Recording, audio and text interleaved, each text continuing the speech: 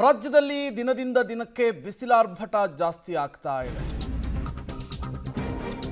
ಕರುನಾಡು ಅಕ್ಷರಶಃ ಕಾದ ಕುಲುಮೆಯಂತಾಗಿದೆ.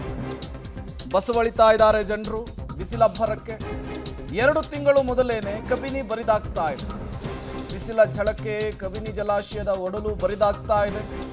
ಕಳೆದ ವರ್ಷಕ್ಕಿಂತ ಈ ವರ್ಷ ಅರ್ಧಕ್ಕರ್ಧ ನೀರು ಖಾಲಿಯಾಗಿದೆ ಅನ್ನೋದು ಗೊತ್ತಾಗ್ತಾ ಇದೆ. ಸದ್ಯ ಕಬಿನಿ ಜಲಾಶಯದಲ್ಲಿ 6.5 TMC ನೀರಿದೆ.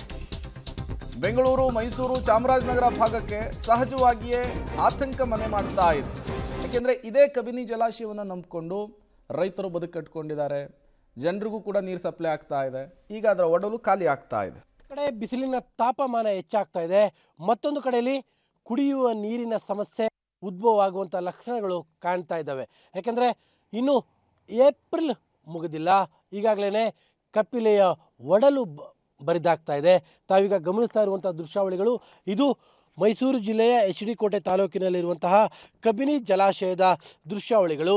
ಕಬಿನಿ ಜಲಾಶಯ ಸಂಪೂರ್ಣವಾಗಿ ಈಗ ಖಾಲಿಯಾಗುವ ಹಂತಕ್ಕೆ ಬಂದಿದೆ. ಸಾಮಾನ್ಯವಾಗಿ ಮೇ ಕೊನೆಯ ವಾರದ ಅಷ್ಟೊತ್ತಿಗೆ ಈ ಥರದೊಂದು ಪರಿಸ್ಥಿತಿಗಳಿತ್ತು. ಜೂನ್ ಅಷ್ಟೊತ್ತಿಗೆ ಮಳೆಗಳು ಬರ್ತಾಯಿತ್ತು, ಅಷ್ಟೊತ್ತಿಗೆ ಸಮಸ್ಯೆ ಏನೂ ಇರ್ತಾ ಇರಲಿಲ್ಲ. ಆದರೆ ಈ ಬಾರಿ ಇನ್ನು ಏಪ್ರಿಲ್ನ ಕೊನೆಯ ವಾರದಲ್ಲಿದ್ದಾವೆ. ಅಷ್ಟರಲ್ಲೇ ಕಬಿನಿಯ ಒಡಲು ಸಂಪೂರ್ಣವಾಗಿ ಬರಿದಾಗ್ತಾ ಇದೆ. ಕಳೆದ ವರ್ಷ ಇದೇ ಸಂದರ್ಭದಲ್ಲಿ ಒಟ್ಟು ಈ ಒಂದು ಕಬಿನಿಯ ಜಲಾಶಯದಲ್ಲಿ ಒಟ್ಟು 10 TMCಯಷ್ಟು ನೀರಿತ್ತು. ಆದರೆ ಈಗ 6.5 TMCಯಷ್ಟು ನೀರಿದೆ.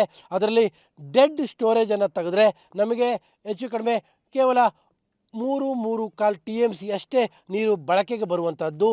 ಅಲ್ಲಿಗೆ ಬೇಸಿಗೆ ಮುಗಿದು ಮಳೆಗಾಲ ಬರುವ ತನಕ ಈ ನೀರು ಬಳಕೆಗೆ ಸಿಗುವಂಥದ್ದು ತುಂಬ ಕಷ್ಟ ಇದೆ. ಯಾಕಂದರೆ ಈಗಾಗಲೇ ಕಳೆದ ಬಾರಿಗೆ ಕಂಪ್ಯಾರಿಸನನ್ನು ನೋಡ್ತಾ ಇದ್ದರೆ ಅರ್ಧಕ್ಕೆ ಅರ್ಧ ಸಂಪೂರ್ಣವಾಗಿ ಕಪಿಲೆಯ ಒಡಲು ಬರೆದಾಗಿರುವಂಥದ್ದು. ತಾವೀಗ ದೂರದವರೆಗೆ ಏನು ಕಾಣ್ತಾ ಇದ್ದೀರಿ, ಏನು ಒಂಥರದ ಮೈದಾನದ ರೀತಿಯಲ್ಲಿ ಏನು ಕಾಣ್ತಾ ಇದೆ, ಇದೆಲ್ಲದೂ ಕೂಡ ಕಬಿನಿ ಜಲಾಶಯ.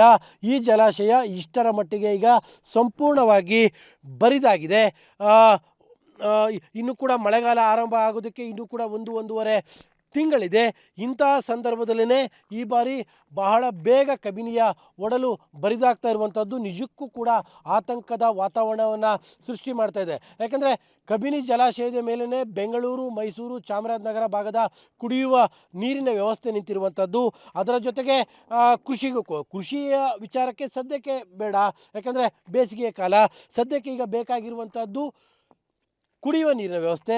ತಾವೀಗ ಗಮನಿಸ್ತಾ ಇದ್ದೀರಿ, ಏನು ಇದು, ನಾನು ಸಂಪೂರ್ಣವಾಗಿ ಅರ್ಧಕ್ಕರ್ಧ ಜಲಾಶಯದ ಒಳಭಾಗಕ್ಕೆ ಇಳಿದಿದ್ದೇನೆ. ಅಷ್ಟರ ಮಟ್ಟಿಗೆ ಸಂಪೂರ್ಣವಾಗಿ ಇಡೀ ಜಲಾಶಯ ಖಾಲಿಯಾಗಿದೆ. ಈ ಜಲಾಶಯದಲ್ಲಿ ಈಗ ಕೇವಲ ಇರುವಂಥದ್ದು ಕೇವಲ 6.5 TMC ನೀರು. ಅಂದರೆ ಅದರಲ್ಲಿ ಡೆಡ್ ಸ್ಟೋರೇಜ್ ಕೂಡ ಇರುತ್ತೆ. ಡೆಡ್ ಸ್ಟೋರೇಜನ್ನೆಲ್ಲ ತೆಗೆದ್ರೆ ಕೇವಲ 3 TMC ಅಷ್ಟು ನಮಗೆ ಬಳಕೆಗೆ ಸಿಗ್ಬೋದು. ಈಗ ಪ್ರತಿದಿನವೂ ಕೂಡ 500 ಕ್ಯೂಸೆಕ್ಸ್ನಷ್ಟು ನೀರನ್ನು ಬೆಂಗಳೂರಿಗೆ ಕುಡಿಯುವ ನೀರಿನ ವ್ಯವಸ್ಥೆಗೆ ಬಿಡಬೇಕು. ಜೊತೆಗೆ ಮೈಸೂರು ನಗರ ಜೊತೆಗೆ ಚಾಮರಾಜನಗರ ಭಾಗದ ಹಲವು ಭಾಗಗಳಿಗೆ ಕುಡಿಯುವ ನೀರು ಡಿಪೆಂಡ್ ಆಗಿರುವಂಥದ್ದೇ ಕಬಿನಿ ಜಲಾಶಯದ ಮೇಲೆ. ಇಂಥ ಜಲಾಶಯ ಸಾಮಾನ್ಯವಾಗಿ ಮೇ ತಿಂಗಳ ಕೊನೆಗೆ ಅಥವಾ ಜೂನ್ನ ಮಧ್ಯಭಾಗದಷ್ಟೊತ್ತಿಗೆ ಖಾಲಿಯಾಗಿರ್ತಾ ಇತ್ತು. ಅಷ್ಟರಲ್ಲಿ ಮಳೆಗಾಲದ ಸೂಚನೆಗಳು ಶುರುವಾಗ್ತಾಯಿದ್ವು. ಆದರೆ ಈ ಬಾರಿ ಬಹಳ ಬೇಗ ಕಬಿನಿ ಜಲಾಶಯ ಸಂಪೂರ್ಣವಾಗಿ ಖಾಲಿಯಾಗಿದೆ. ತಾವೀಗ ಗಮನಿಸ್ತಾ ಇದ್ದೀರಿ, ಇದೆಲ್ಲದೂ ಕೂಡ ಕಬಿನಿ ಜಲಾಶಯದ ಇದು ಸಂಪೂರ್ಣವಾಗಿ ಇಡೀ ಜಲಾಶಯ ಖಾಲಿಯಾಗಿಬಿಟ್ಟಿದೆ. ಅಲ್ಲಿಗೆ ನಿಶ್ಚಿತವಾಗ್ಲೂ ಕೂಡ ಒಂದು ಕಡೆಯಲ್ಲಿ ಏನು ಬೇಸಿಗೆಯ ಸಮಸ್ಯೆಗಳು ಉದ್ಭವ ಆಗ್ತಾ ಇದ್ದಾವೆ, ಅದಕ್ಕೆ ತಕ್ಕಂತೆ ಒಂದು ಕಡೆಯಲ್ಲಿ ಕುಡಿಯುವ ನೀರಿನ ಸಮಸ್ಯೆ ಉದ್ಭವ ಆಗೋದರಲ್ಲಿ ಯಾವ ಅನುಮಾನಗಳು ಕೂಡ ಉಳಿತಾ ಇಲ್ಲ. ಜೊತೆಗೆ ಹಸು ಕರುಗಳಿಗೆ ಮೇವನ್ನು ಬೆಳೆಯೋದಕ್ಕೂ ಕೂಡ ನೀರು ಸಿಗದೇ ಇರುವಂತಹ ಪರಿಸ್ಥಿತಿಗಳು ಈ ಒಂದು ಜಲಾಶಯದಲ್ಲಿದೆ. ಈಗ ಸಂಪೂರ್ಣವಾಗಿ ಡೆಡ್ ಸ್ಟೋರೇಜ್ನ ಹಂತಕ್ಕೆ ಬರುವಂತಹ ಸ್ಥಿತಿ ಈಗಾಗಲೇ ಸಂಪೂರ್ಣವಾಗಿ ನಿರ್ಮಾಣ ಆಗಿದೆ.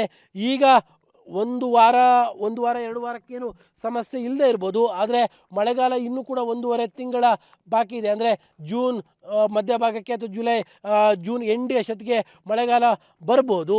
ಆದರೆ ಅಲ್ಲಿಯ ತನಕ ಈ ಮೇಂಟೆನೆನ್ಸು ತುಂಬ ಕಷ್ಟ. ಅಲ್ಲಿಗೆ ಬೆಂಗಳೂರು, ಮೈಸೂರು ಮತ್ತು ಚಾಮರಾಜನಗರದ ಭಾಗಕ್ಕೆ ಕುಡಿಯುವ ನೀರಿನ ಸಮಸ್ಯೆ ಉಂಟಾಗುವುದರಲ್ಲಿ ಯಾವ ಅನುಮಾನಗಳು ಕೂಡ ಉಳಿದಿಲ್ಲ.